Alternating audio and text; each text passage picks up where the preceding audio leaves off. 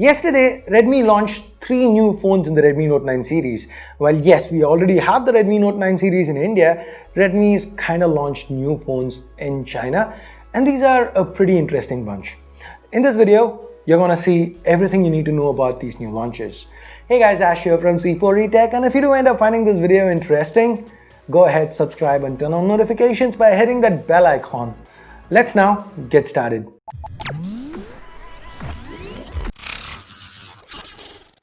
So Redmi has already launched their Note 9 lineup in various international markets, including India. But back in China, they've been holding off on the release. That is, until yesterday, when they unveiled not one, not two, but 3 new phones. The Redmi Note 9 4G, the Redmi Note 9 5G, and finally the Redmi Note 9 Pro 5G, the latter being the most beefy top-spec model in this lineup. So let's start with that. We have Corning's Gorilla Glass 5 to both the front and back here, giving the Note 9 Pro 5G a premium look. The circular rear camera module, it kind of reminds me of the Poco X3, that totally independent brand any which ways. Now the glass sandwich design plus a 4820 mAh battery means the weight is a bit on the higher side at 215 grams. So a similar design and footprint to the Indian Redmi Note 9 Pro Max, except that it weighs a little more, has a smaller battery and a circle instead of a squarish camera setup. Now, up front, the similarities continue. Both phones have 6.67-inch IPS LCD panels. Even the punch hole is centered on both.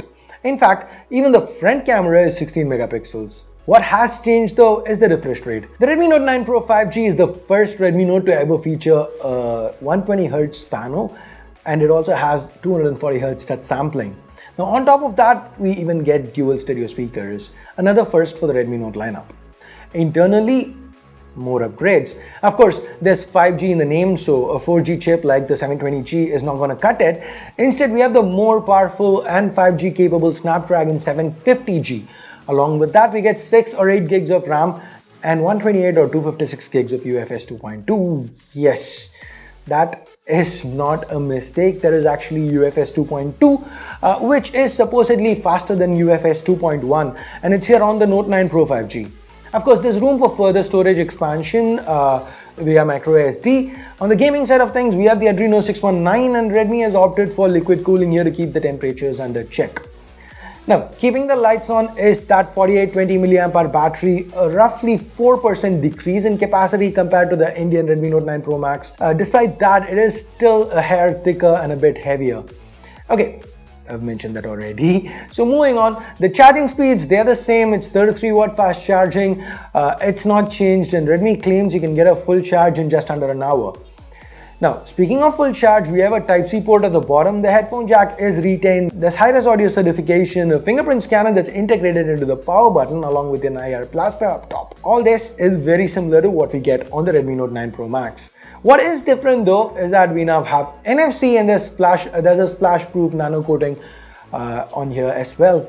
The optics, this is where things, they freely changed.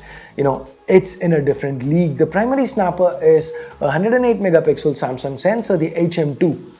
If that kind of sounds familiar, it's because Samsung used the HM1 on the Galaxy S20 Ultra.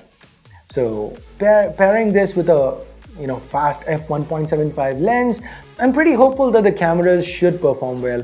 Of course, this is a quad camera setup, so moving on to the other ones, we've got an 8 megapixel ultra wide 120-degree field of view. The last two are 2 megapixel depth and macro sensors, just like all brands. Redmi is also throwing it in here to increase the camera count. So that's it for the Redmi Note 9 Pro 5G. The non-Pro version, it comes with a very similar design language. It's slightly smaller in size because, well, it's got a smaller display, 6.53-inch IPS panel, still Full HD+, of course, with the standard 60 Hz. The notch is towards the left and now holds a 13 megapixel camera. Now pushing all those pixels, we have the Dimensity 800U with the same RAM storage configurations. So yes, this is still the faster UFS 2.2. Now I did mention that we have a slightly higher capacity battery here. Now this does come with one caveat: the charging speed. It's now cut down to 18 watts. We also miss out on NFC, but we do retain the headphone jack and IR blaster. The side-mounted fingerprint scanner is also present in the splash-resistant nano coating. even that's included. The biggest change is with the cameras. We've got a triple camera setup here, 48 megapixel f1.79 for the primary, 8 megapixel ultra wide for the secondary, and a 2 megapixel macro. Now finally, let's talk Redmi Note 9 4G. Well, we've a completely different design here. The triple camera module, it is more rectangular, kind of like what we've seen with Samsung's M and A series of phones. The back, it seems to be plastic, not glass. That's probably how Redmi's managed to keep the weight at under 200 grams despite fitting in a much higher capacity 6000 milliampere battery. Now this is the thickest of the bunch. Up front there is a water drop notch which holds a 8 megapixel selfie camera. Interestingly, it seems like Redmi has gone with Gorilla Glass 3 for protection, and they've chosen a panel that supports 120Hz touch response.